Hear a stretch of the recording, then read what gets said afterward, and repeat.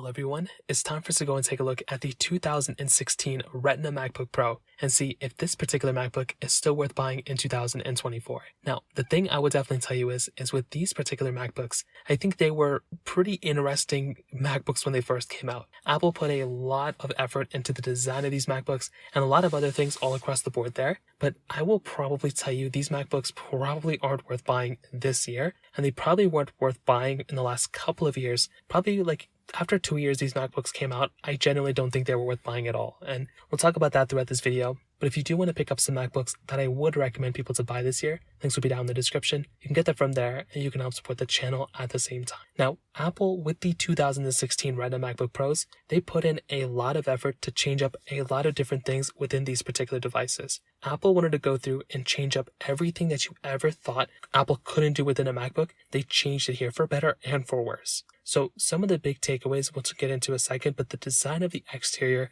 was probably one of the biggest changes I would say they made here. So for one, the top portion of this MacBook, they went ahead and removed the glowing Apple logo. Now, typically with these Retina MacBook Pros Apple made, they would typically just go ahead and have one color, which was the space gray color one. This time, they made it a lot of different colors this time, which I thought was really cool. Well, these ones, they had like two, but it's still better than none, or just one for that matter. And the thing with this MacBook was the charm of that Apple, glowing logo kind of went away. I really appreciated when Apple kept that thing going. They have never brought it back, so this was the first MacBook to actually remove it. But still, the top is perfectly fine. The ports, on the other hand, is the very interesting thing here. So depending on which MacBook you actually ended up buying, you either got 2 USB Type-C ports or 4 USB Type-C ports. The thing you have to remember here is that USB Type-C is amazing. I love having that port, inside of my iPhone and my MacBooks too. But the craziest thing was that Apple removed so many ports that we were actually getting on the other devices. You have to remember that on these particular MacBooks, Apple was basically before giving us an SD card slot, an HDMI port, so many things across the board within these type of MacBooks, which was genuinely amazing and one of my most favorite things going on for these particular devices.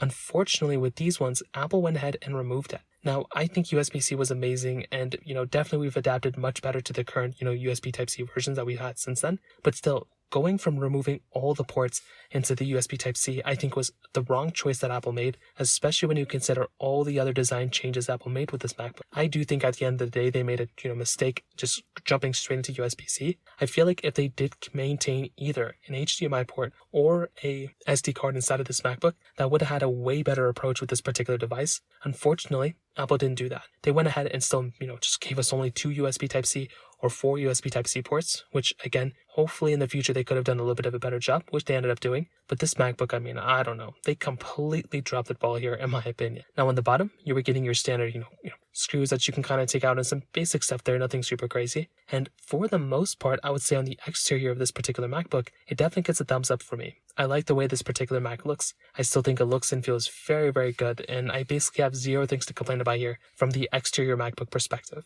Now, flipping this thing open, I will say, and I say that to say if nowadays I don't have that much to complain about, but back then I definitely had a lot of things to complain about the way Apple went ahead and just removed everything at the same time. I think we all kind of know this by now. Now, flipping this thing open, this is the other issue that I kind of had. So basically, a lot of people complained about the keyboard of this particular MacBook, and I will definitely tell you, in my opinion, this keyboard really was not that great. It didn't have any travel at all, and it was probably one of the biggest problems that they had within this particular MacBook too. So not only I would say was this, a really bad keyboard, this keyboard was probably one of the biggest mistakes Apple ever made. I have no idea why they maintained and kept doing it year after year after year. And this is probably one of the biggest flops that ended up happening with this particular MacBook. You have to remember that with this keyboard, it was one thing that this keyboard had, not many people liked it because of the way it performed or felt or anything, but it was actually a broken keyboard. There were so many people who were complaining about this particular MacBook keyboard back then. That in and of itself, again, was another really, really big problem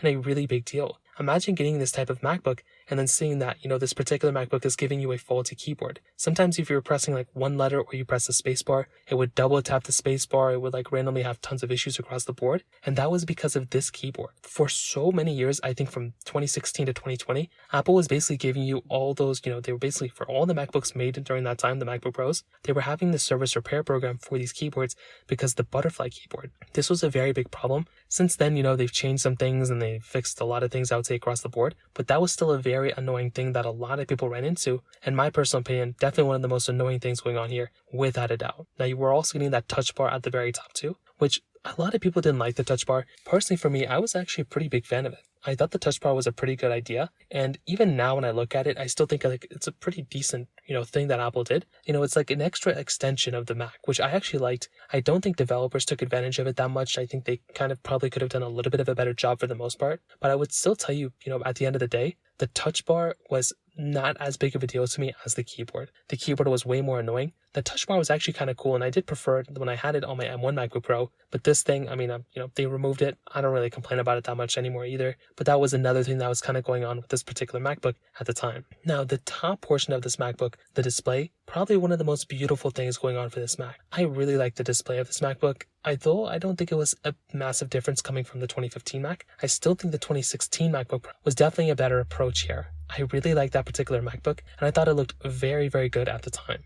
Even now, when I still open this thing up, any of those 2016 MacBook Pros still look visibly amazing compared to the MacBooks nowadays. Like, they still look very good. Clearly, you're missing out on things like ProMotion and things like that. But from that particular perspective, I would say, those things, are actually pretty good. Now, on the software and the performance side, you have to remember that this is an Intel-based MacBook. When you are getting an Intel-based Mac, this is going to be a little bit of a different experience than the, M MacBooks that we're getting now. Apple no longer makes any sort of Intel Macs anymore, which I think is the right thing to do. With these particular MacBooks, you have to remember, these things are those, the Intel-based MacBooks. And these things, Apple doesn't really care about, I would say, as much as those, M-based MacBooks that we have nowadays. When you look at a MacBook, I would say, like the, Intel-based MacBook, Apple doesn't want to support that thing for that much longer, and these 2016 MacBook Pros, they're also not that supportive for that much longer. Like, these things, I think, are already done getting software updates. So this in and of itself, I think, is kind of an annoying thing going on here, and I will tell you at the end of the day, that is probably a bigger problem than you probably realize. Also, the performance of these MacBooks, although they weren't terrible, it still isn't that great. And again, when you look at this particular MacBook right now, it really isn't going to be giving you as great of an experience as those, as the latest and greatest that Apple has to offer. But not even the latest and greatest. Even if you pick up like an M1 MacBook Air, that is still going to be giving you a significantly better experience in terms of the performance rather than this MacBook. So my question is, why would you want to even go ahead and buy this particular MacBook in this day and age when you know that there are way better options out there that really aren't going to be that much more expensive? You can maybe buy this MacBook, in the used market for like $300-400. You can buy an, M1 based MacBook Air for like $500 or $600. So of course there's a little bit of difference here, but you are definitely going to be getting a significantly better MacBook, I would say, in every single way inside of those M1s, rather than the 2016 MacBook Pro. So I will tell you at the end of the day, these 2016 models really aren't worth buying anymore. It doesn't really make a lot of sense to purchase these things anymore. And you're much better off buying the more, the latest and greatest that are much better than this thing, I would say. But if you can even buy a 2020 M1 MacBook Air or a 2020 M1 MacBook Pro and get a much better machine than this thing, it's definitely worth the upgrade without a doubt. So that pretty much covers it up there. If you have any other thoughts or questions, please let me know in the comment section below. Hit the like button, that would mean so much, but definitely hit that subscribe button. More importantly than everything else, I love every single one of you guys. Hopefully I'll catch you guys in the next video. Peace out till then.